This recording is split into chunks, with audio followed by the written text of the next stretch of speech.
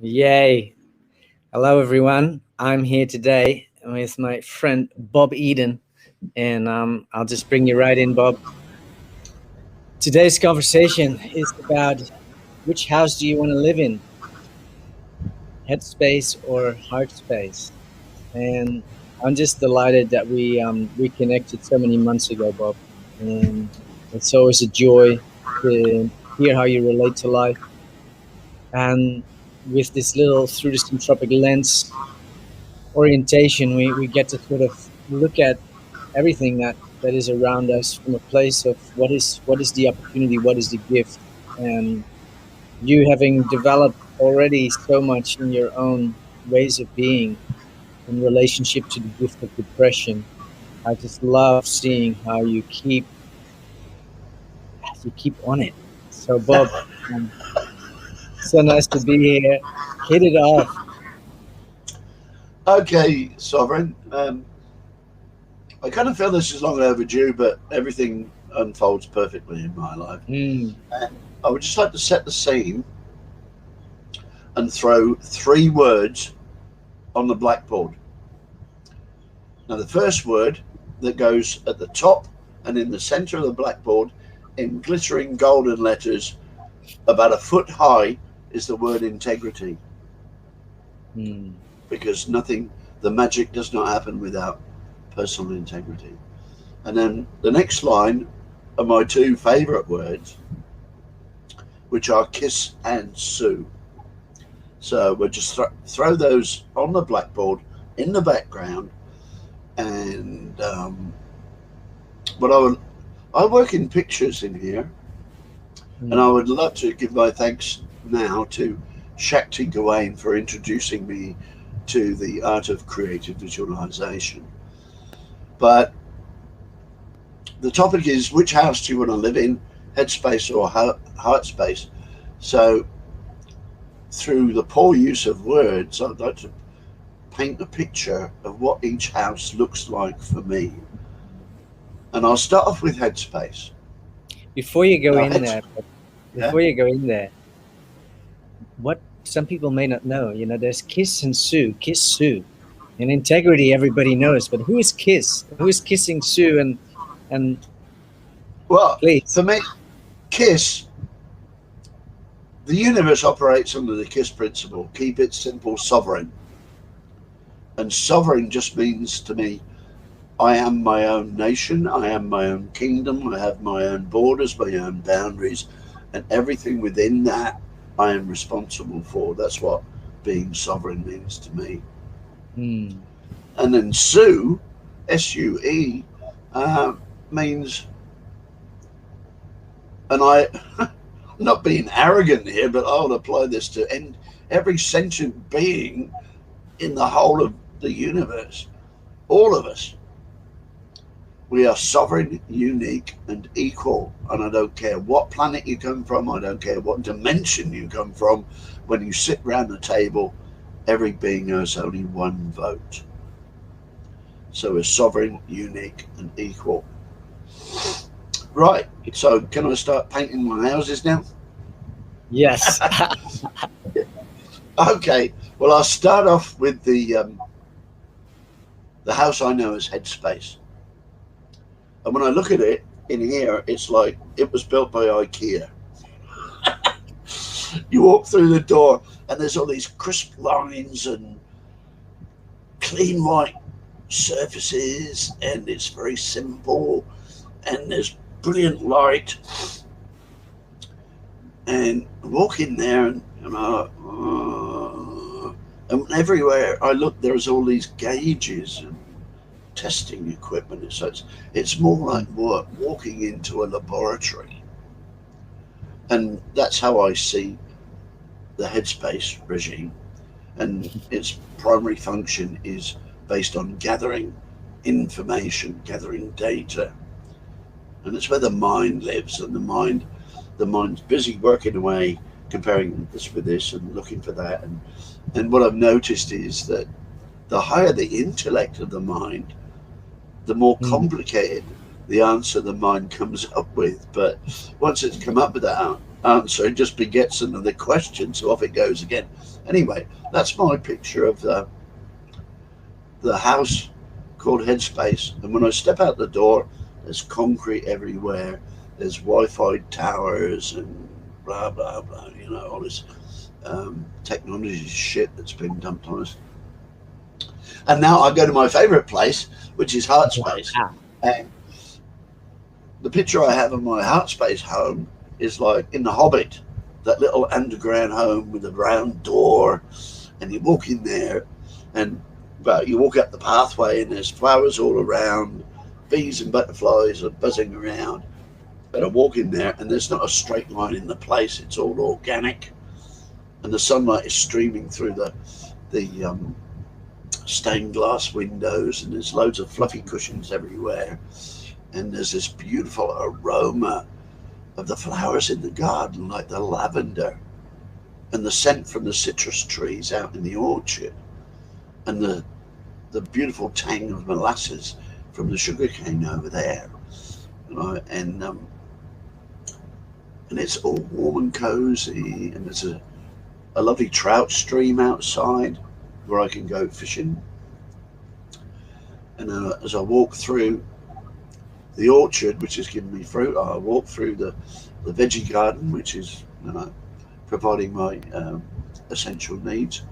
And I look up on the hill there, and there's a lovely old Dutch windmill, and the sails are just turning slowly, grinding the corn that's coming from my wheat paddock. But it's not only doing that, it's also driving a generator, which is providing electricity, because I'm not a complete troglodyte.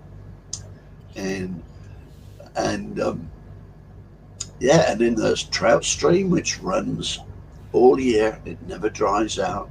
I've got a fish safe water turbine that's generating electricity, and, you know, storing it in batteries, and it's just awesome, you know.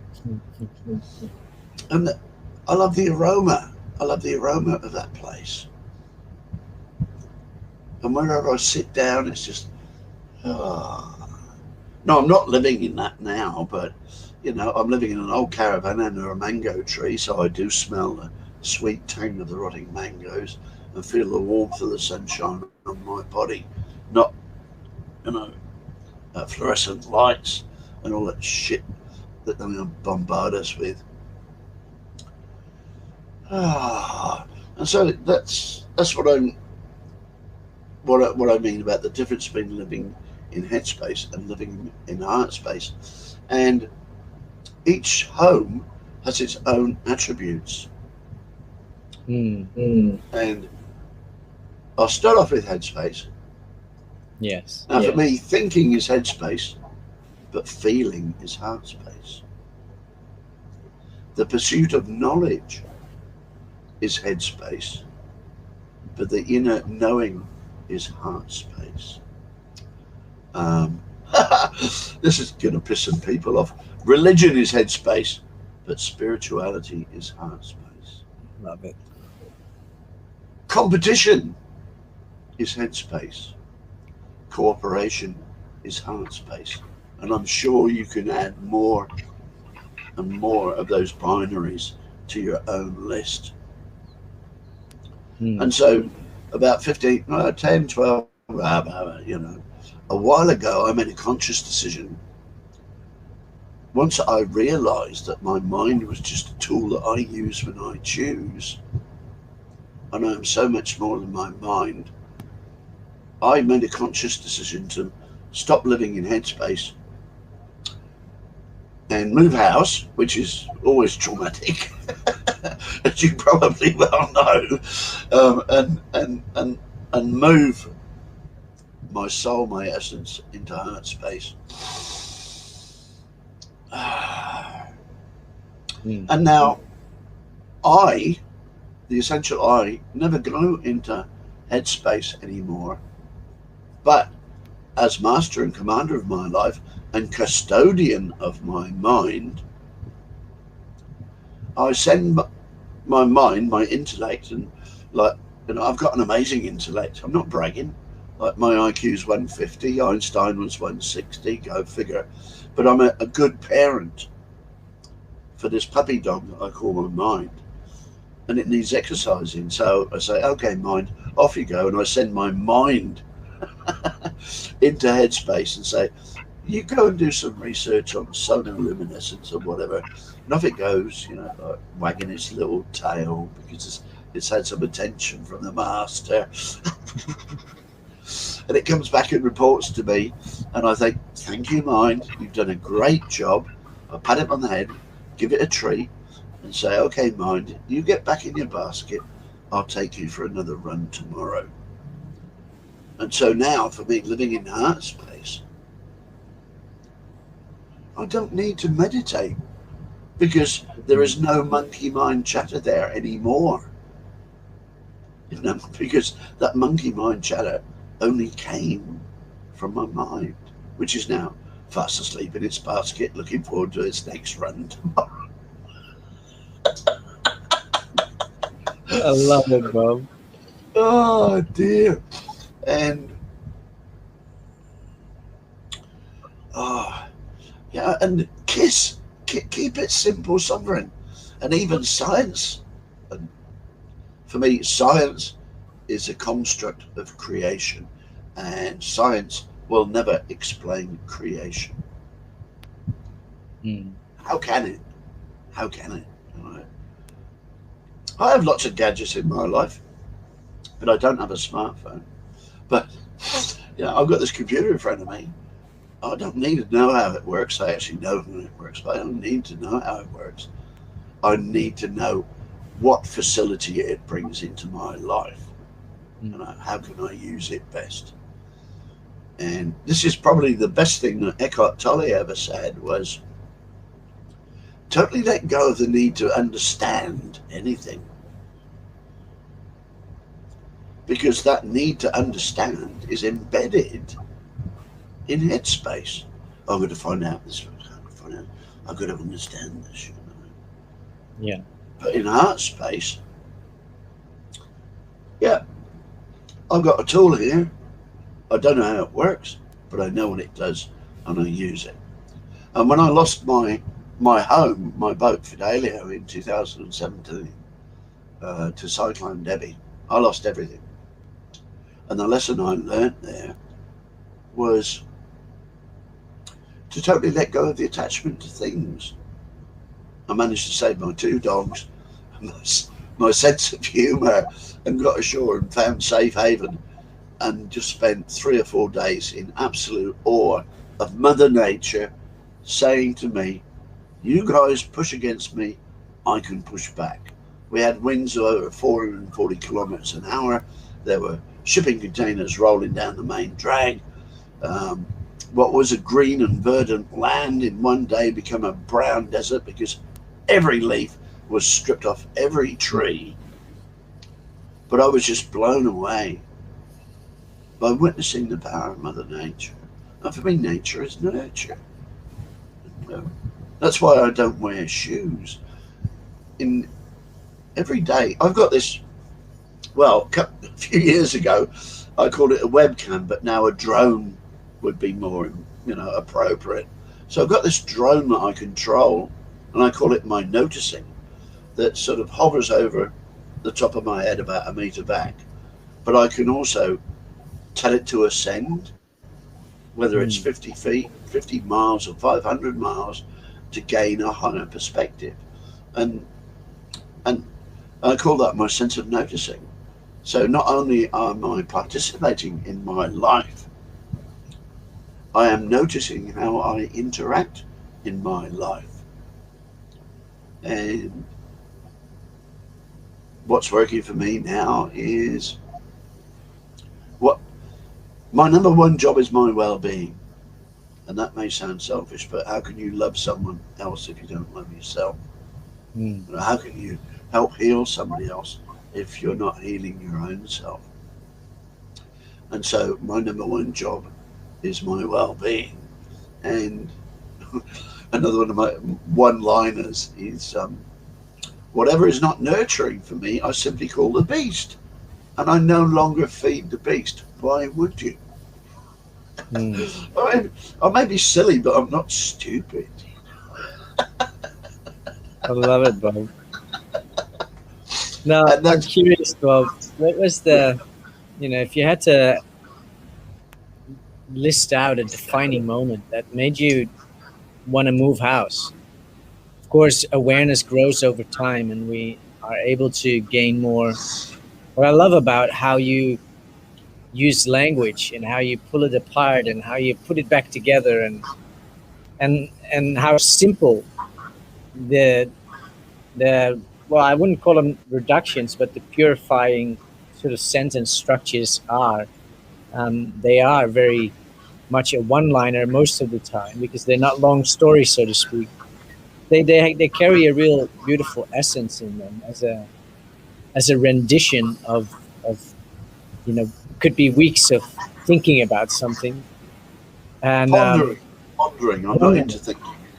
Okay, Pondering. great. I'm just curious. What was your moment that made you really consciously want to move house? That moment that maybe made you recognize like this shit is not working. But how did you even learn about Heartspace? From my heart. Because Very nice. most of my adult life I spent in research, and I did very, very well. And it wasn't until 1984 when I had my first panic attack, which just, I was hit by a steamroller. I was living the magazine life. I had a beautiful wife, two kids, detached house, um, holidays in France, and I ticked all the magazine boxes. And when this panic attack hit me, I thought, Jesus, what's going on? So I'm still in the matrix. Went to the doctor. Oh, you've just had a panic attack and you're suffering from chronic depression. Take these drugs. So, you know, I'm still in the matrix, believing what other people said about me, and we'll challenge that one soon. And I took the drugs, and I took them for about 25 years. I've taken them all. Um, Prescription drugs, not the other love and peace man drugs. And I realized that every time I changed medication, I turned into another person I didn't like. And from my research abilities, I compiled a database of all the antidepressants I'd taken, and they all have a commonality. They all can produce feelings of anxiety, depression, and suicide. And then the light bulb went off. I thought, this is a no-brainer. They don't want cures, they want customers. And so Mm. once I realized that, I sat down with this pain of depression, and it's very, very real, very, very real. And yeah, and I thought, well, let's sit with this. Where's this pain coming from? Where is this anxiety coming from? Because there's no threats in my life. There's nobody in front of me with a shotgun or a bow and arrow. Mm. And that's when I began the healing the wounds of my childhood, the inner childhood. And the anxiety I was feeling, I traced back to my childhood, because my childhood mum was very violent. I was brought up in a hostile environment, and I was beaten whether I was good or bad, which is a mind fuck in itself, for a growing Wow. mind of a young man. And but going back, and thank God for John Bradshaw and his work on the inner child. And so I went back and experienced and relived my childhood and all the times I was terrified and frightened. And I just wrote a letter to Mum saying, "Dear Mum,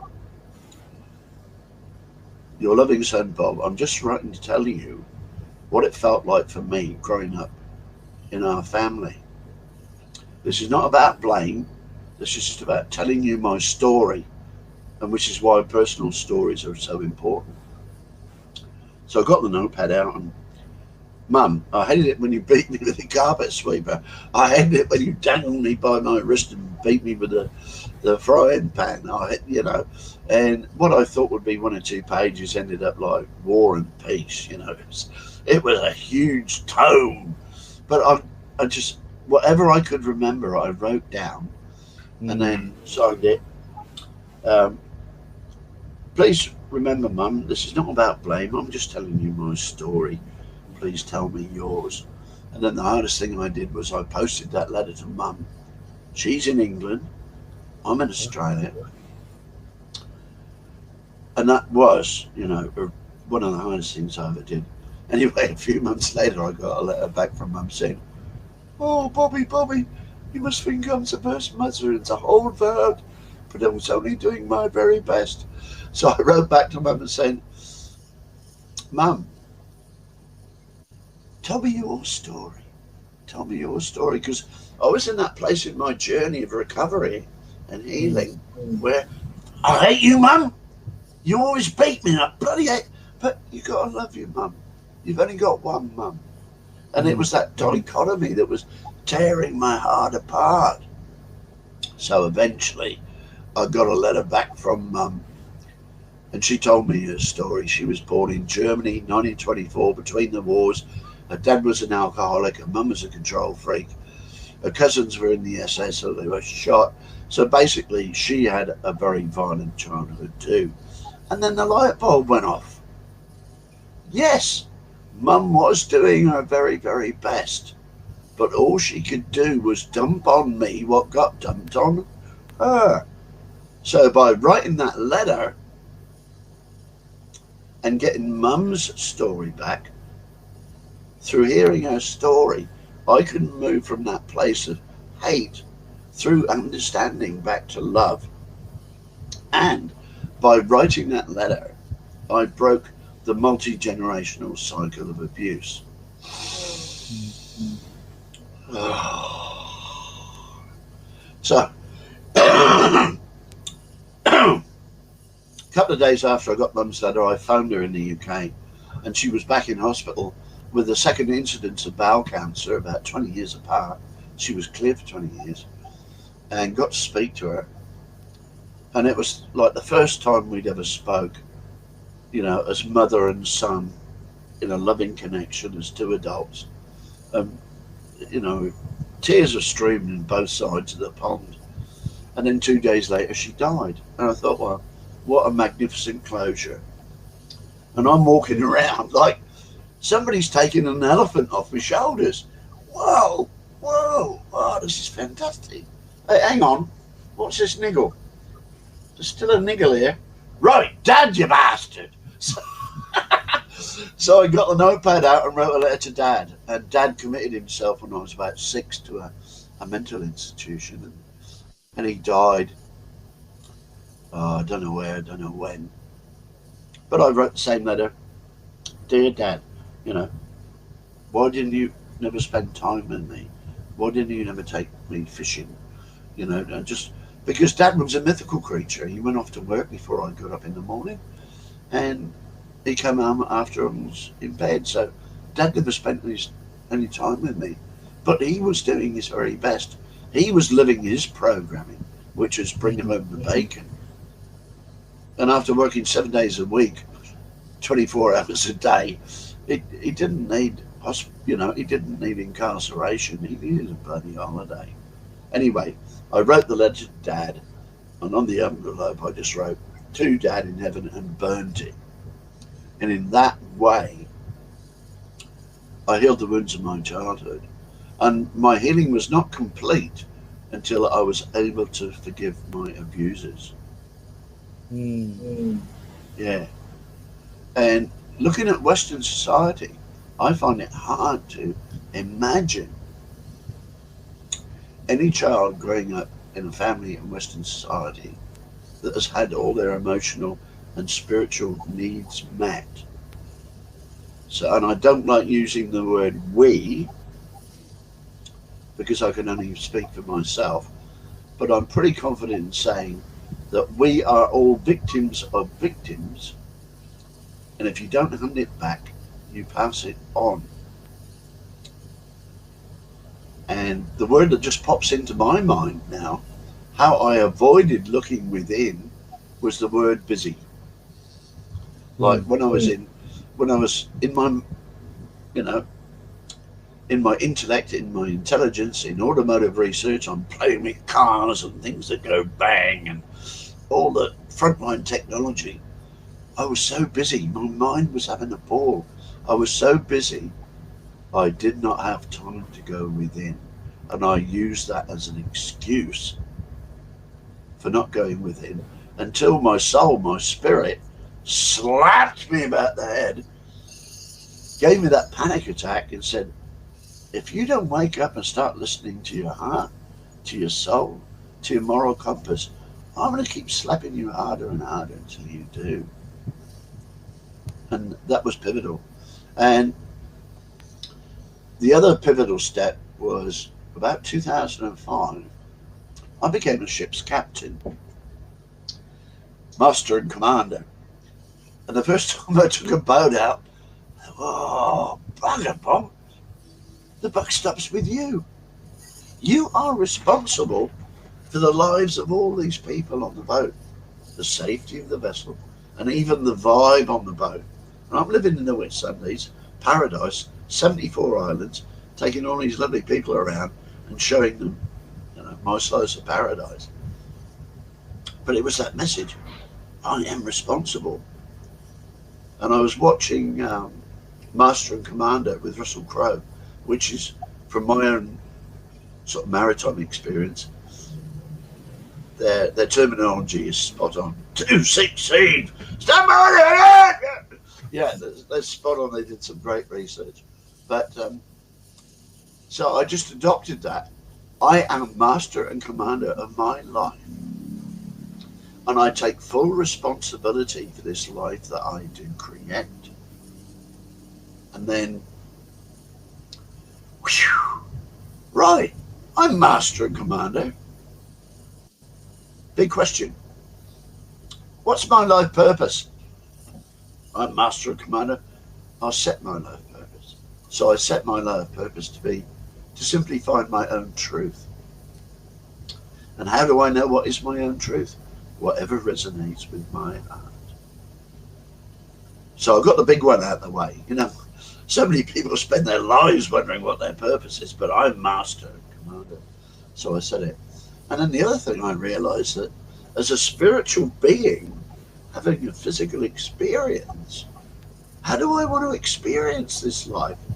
So I set my own conscious life intention, which is, I am here to have a gentle, joyful, loving, healthy, and abundant life. And that I am here to have, I am, invoking the power of I am here to have, and you can put whatever you want after that. The choice is yours.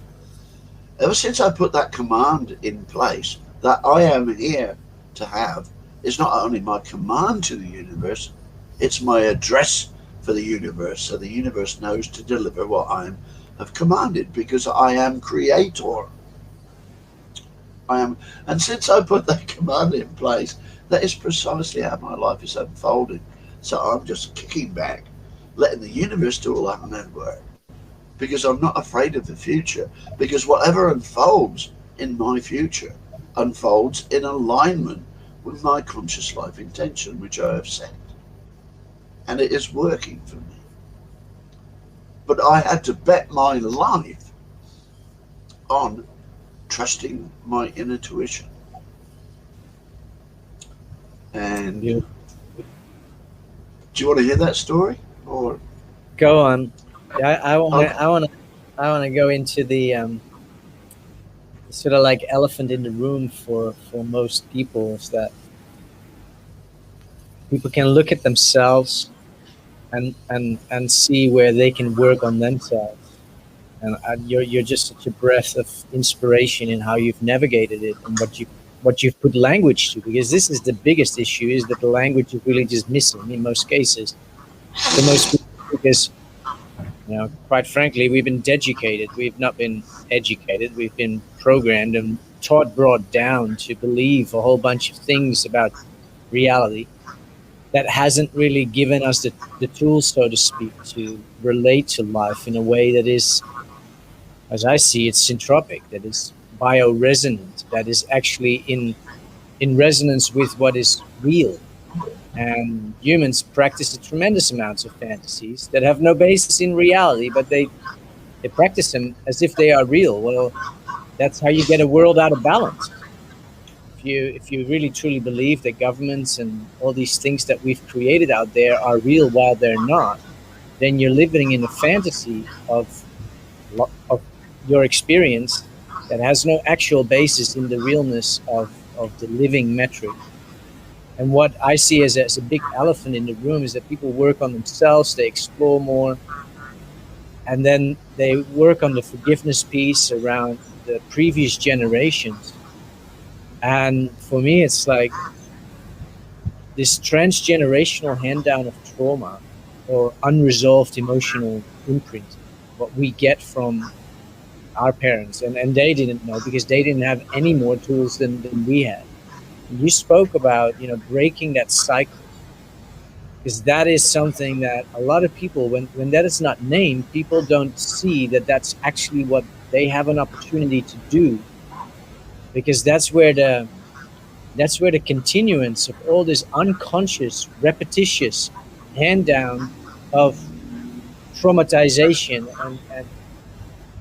and violence and whatever we want to call it, it just perpetuates itself. And so we as our human family are actually fully responsible for what we are Yeah. witnessing in the world right now today, because we are the ones that are just keep handing it down. And I see grown-ups talking to children in the way that they would never talk to another quote unquote mature person.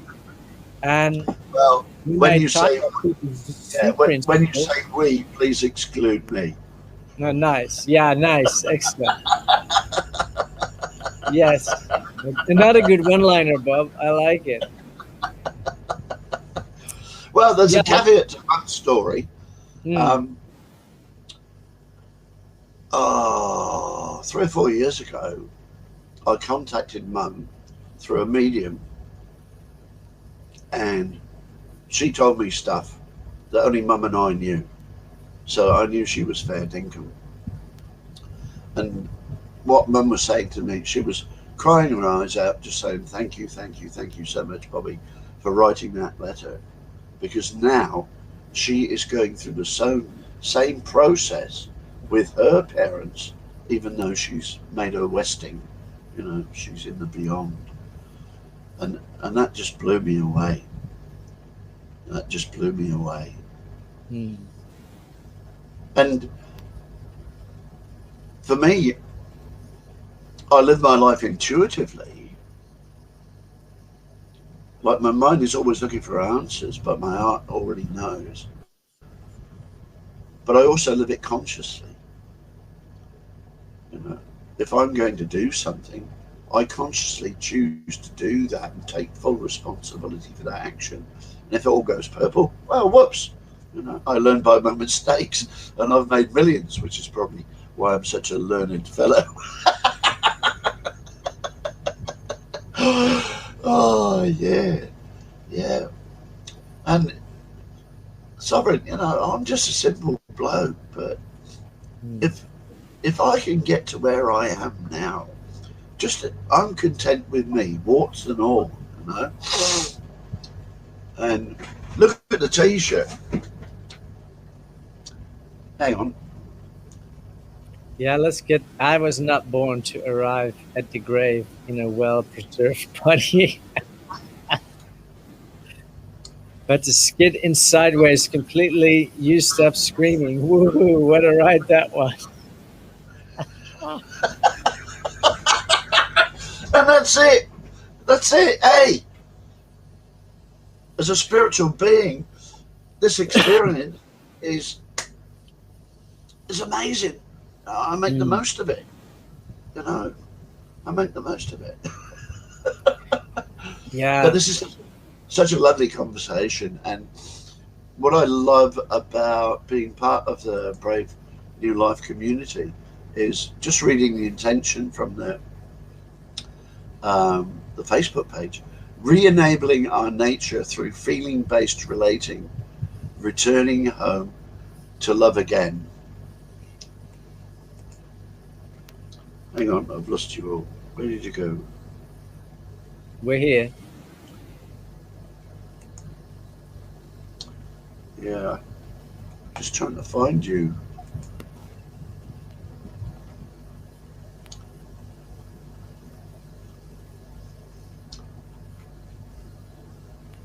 Where did you go, Bob? I can still see you, but you can't see us.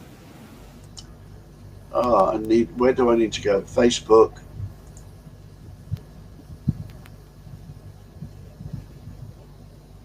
Now we're in the link that you clicked to get in. Okay, I'll click on it again.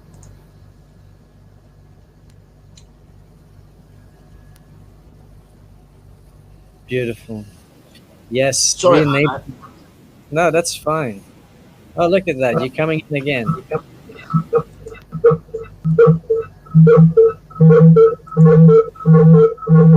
What's that?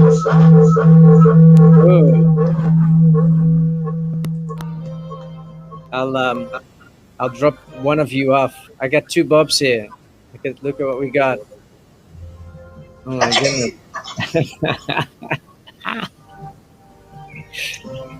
I'll take one out. Here we go. There we go, Bob. That's how simple it is. Are you still with us? Oh, no, you're muted. So there you Yes, go. I can see you now. Well, that was an excursion into the unknown. Yes, that was a little intermezzo going poof, Slip sideways. sliding away. So good, eh? I love what Uh, you say in that. I think it's in that human journey that we all go through as human beings. There's an opportunity for each of us to come and love and accept who we are, where we are, and what we be, and through that also take responsibility again for the direction that we as human beings have an opportunity to go and take. And I'm excluding you in the we. But not yeah, allowed this one. you're allowed to say that. I like it. Yeah, because we is a contract, and I find it very interesting that I've trained myself now for years to speak on behalf of my own experience, speak in the first person, and Well, how can it's you still speak for there. anyone else, eh? We're all unique. I know, right? Yeah, yeah. I look forward to the day when I'm so free that that's all that's relevant to speak around, and the third party, other, we, they, has no bearing on how I express myself because it's not relevant. Maybe I just haven't been on the earth long enough to have enough story and enough to relate from. So I still need to rely on the we story sometimes in order to paint a picture. But it's very good training for me to paint with my own colors and with my own stories and my own brushes based on my own palette that I have. And it's nice to be reminded of that. I really appreciate that, Bob. It's Well, great. because going back to Sue, sovereign, unique, and equal, um, all I can say in response to anybody is your opinion of my story has no value for me. But whatever works for you, how do you, how I experience my life is only limited by my own imagination, and I'm very creative. And so I have a beautiful life experience, although I've lost everything that the Matrix says I should value. And so, yeah, whatever works for you is okay with me. Sounds like true freedom, Bob. Yeah, yeah. And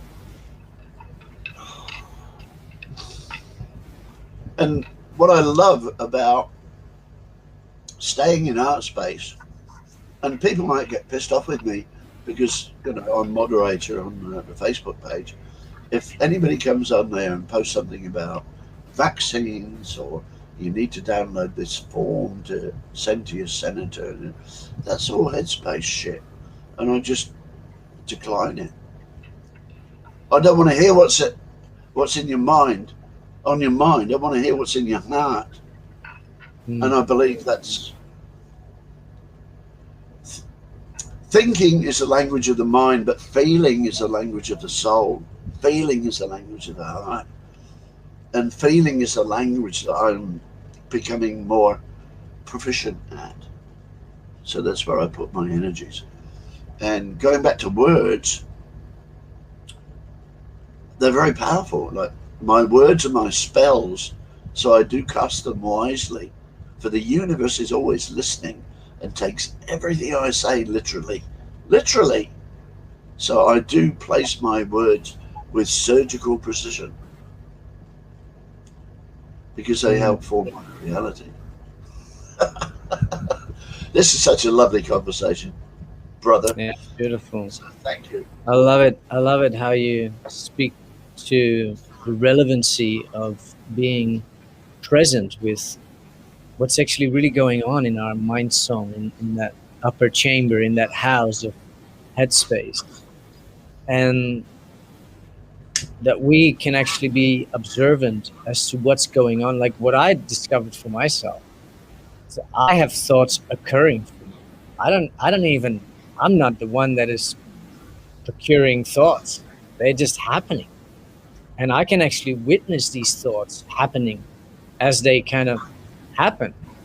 And then I can choose really to be the arbiter of those thought patterns and those frequencies of thoughts continuing. And because the reality is, since I'm the host and I'm the sovereign here of these cells, I have the responsibility to say, is that what I want or is that what I don't want?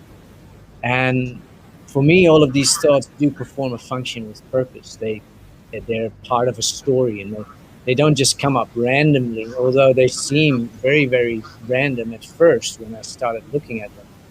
But then I realized it's like, yeah, you've exposed yourself to 30 odd years of utter rubbish and garble and total irrelevant, distorted, human damage laden crap. And none of it was really about feeling the deeper essence of our intrinsic reasons for being as a human family. It's all been about matrix and success and climbing a ladder, working out that the ladder was up against the wrong side of the wall in the wrong room and all of that jazz. And for me, I'm sensing that being able to decide for myself whether or not I want to, do I want to keep doing it like that? Because these thoughts are coming up. They're saying, here's a distorted thought, another judgment on another person. Do I want to actually uphold that, or do I want to free myself of it? Because it's really a choice. Does it feel alive? Does it feel good? Does it feel nice? Does it make me feel like, yay, this is that heart space feeling, or am I actually identifying with that headspace? Well, And for I me, don't find it a happy place most of the time if I really identify with a whole bunch of the thoughts, because then I have to justify myself. I have to justify the thoughts that I have about somebody else. And then I have to back it up with reasons. And then I have to substantiate those reasons. And in the past, I actually had to throw in an odd lie. But, once you have to throw in an odd, at first it's a white lie, but then it actually becomes a whole series of, cascations. And it's just such a wasteland sometimes to, but the key word there you pointed to, sovereign, mm, and the word is discernment. Now, as an adult, and I mean a spiritual adult, an emotional adult, not a chronological adult, every thought that comes through is valid. What makes me adult is the thoughts that I put into action. It is my discernment, the thoughts that I choose to enact. mm. Yeah. So again, that comes back down to personal responsibility and staying in your own integrity and listening to your heart. Yeah. This has been such a beautiful conversation. I'm so And glad. I just hope it sort of spreads the word to people in the BNL. Hey, talk about BNL. I watched that movie Wally the other night, and there's a nice BNL. So, but That's right. I would just like to encourage everybody, you know, don't share your fears, your headspace fears. Mm. Share what's in your heart. And as an example, I'll use this. Oh, you got to get this particular type of smartphone, so that we can all communicate. Now, I don't wear shoes. I don't own a pair of shoes because, that's how I allow Mother Nature to draw most of the toxins out of my body. And for the same reason, I don't own a smartphone. It does not make sense to me to put a miniature microwave oven up to my head because microwaves cook the brain, cook the meat from the inside out. Now, how is that process ever going to promote clearer and cleaner connection and conversation? Mm. Just walking through my life since the 1950s, and it was sunny skies and white fluffy clouds, but then there was fluoride in the water, and there was smog in the air, and there were, and then we had TV and radio. But now for 5G, like, Mm. do the research. 5G is military grade radiation, and conspiracy. I'm not a conspiracy theorist. I'm a truth seeker. I do the Mm. research. One of the best things I ever did when I started touring as a folk singer, I sold everything I had in '95, and whatever wouldn't fit in the combi had to go. The first thing was the TV, the television, because it's full of programs. Yeah, deprogramming myself from the popular narrative. And once I found out that everything I'd been taught, told by my parents, taught by the indoctrination system, and everything that I held sacred was a lie, I was so angry. So angry. Mm. Mm. I found my truth basically. If if the narrative's coming at me this way, the truth is right behind me. I just had to turn through 180 degrees to see the truth. Mm. Yeah, you gotta Yeah, invert that story. yeah. If it doesn't resonate with my heart, but I don't judge anybody. Everybody's on their own journey, and I can't Mm. wake anybody else up. And I've been worked as a counsellor, and I came to the realisation that oh, shut up. Sorry about that.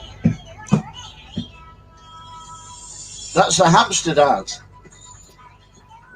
I think it's great, Bob. I think it's But awesome how we're yeah, able to just be who we are, and in that be so free, so we don't have to pretend that we're anything other than exactly who we are. I yeah, well, love that little tune. I used to have it on my phone actually. yeah. I made my own. Um, you know, I love doing that sort of stuff. But for me, going back to Kiss, keep it simple, and even science has a similar approach called Occam's razor. All things being equal, the simplest solution is the right one. But for Mm. me, I'm a human being, not a human doing. I do not have to do anything to justify my existence in paradise. Just be me, be authentic, be the real me. But That's it. so many people are locked in, especially men. Men, I've noticed, if they're not doing, if they're not producing, they feel they have no value. I went to a men's shed the other day to try and talk to guys there about the inner journey. Oh, sorry, too busy, mate. I've got to make this bench for the community gardens, And they measured their self worth by the number of widgets that they can produce, Yeah. and not by the beautiful, essential, loving human being that they really are. Mm. And the most powerful lesson I learned was when I had my panic attack. The biggest fear I was facing was actually the fear of how overwhelming the power of those feelings were. Mm. They were overwhelming. And so that's why I went to medication, because they disconnect you. But then 25 years later down the track, I'm a slow learner, I realized that the power of those feelings that I was having is actually how powerful I am. So there was nothing to be afraid of, nothing to be afraid of, but just to jump in and embrace my feelings and the power of my feelings, because that's who I am. I feel, therefore I am. Descartes was a He was a twat, I reckon. yeah. A whole bunch of them in a row. Yes. Awesome, Bob. I feel really nice about doing this again, because the beautiful intrinsic value of our own ways of relating to life and ourselves through the direct self experience, and putting language to that is so beneficial, because I imagine those people, and I know quite a few, although they're not actively in my field, that don't even know that there is an internal landscape, and the wealth and the beauty and the magnificence and the whoa, there is so much that can be opened up. And I look at my human family, and I often say to, not to everybody, but I think humans are really cute, and I'm a human. I just think they're really cute, because they really know fuck all about a lot. And not that I say that I know so much, but I just look at what they busy themselves with and what they think. They're like little hamsters in a wheel, and I don't have any judgment. I'm free of that. I find it very, very. I've trained my ability to. It was training at first, and it's just become compassion. I just feel love. I saw some beautiful human beings talking about self development the other day at at a retreat, and I was just sitting 20 meters away, and I was overhearing the conversation. I was just like, I love humans. They're just so beautiful. Everybody's on their own journey, figuring it out somehow, and yet there's this compelling sense, and I feel that we both share that doesn't necessarily come out of a place of profound, unresolved stuff, but it's like we can do so much better. And it's not about right or wrong or good or bad, but there's so much more richness that we're actually born for, that we're wired for, that is available to us. And I'm not saying that therefore, because it's available, you should be seeking it out. But I have come to learn that most humans actually, when they lived a long life and they pursued all their fantasies and all the things that they thought that were important, they were just on their hero's journey. And I think that if we can inspire people to do that consciously by just sharing our own stories, we may. Well, I agree, mate. I really agree. And I think, like the tribal people in Australia have a saying that all I have is my own story, and I'm just trying to live a good one. And within my inner knowing, I just believe that by sharing our stories, our heart centered stories, we help to heal each other. That's all we got to do. And denial is not a big river in Africa.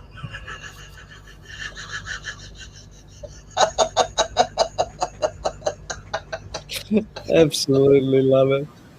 Bob, if you're open to this, let's do it again. There's so much that I'm going to be listening to again, because it is about that training of my neurochemistry, picking up these beautiful syntax pieces, and they kind of replace the stuff that was programmed there from before. I've never been able to swipe or wipe the entire, you know, um, computer system. So, because I don't want to have no thoughts. It's just that I'd like to get rid of the ones that are limiting or not necessarily full reality, so to speak, and Mm. get the ones that are closest to full reality to operate. Because when we are closest to what actually is real in the way that the thoughts occur for us, wow, then we're really free. Then we're really in that syntropic flow of life. We're not in this bifurcated, Mm. opinionated, positionality based perspective where we're mostly in acceptance and we speak to what is real, what is felt, and what we can observe that exists. I think it's beautiful. Yeah, well, it's again going back to Kiss. Mm. As master, it is your right, duty, and responsibility to choose which thoughts you enact. We'll leave it with And that, only Bob. What do you and think? only you can make that choice. Yeah. This has been Beautiful. awesome, friend. This has been Nice. awesome. Yay. All right, everyone. Ciao for now. Oh, here we go. Our greatest fear. Oh, let me put you on full screen here, Bob. Let's see. Oh, how do we do that? I can't bring it up any closer. Our deepest fear is not that we are inadequate. Our deepest fear is that we are powerful beyond measure.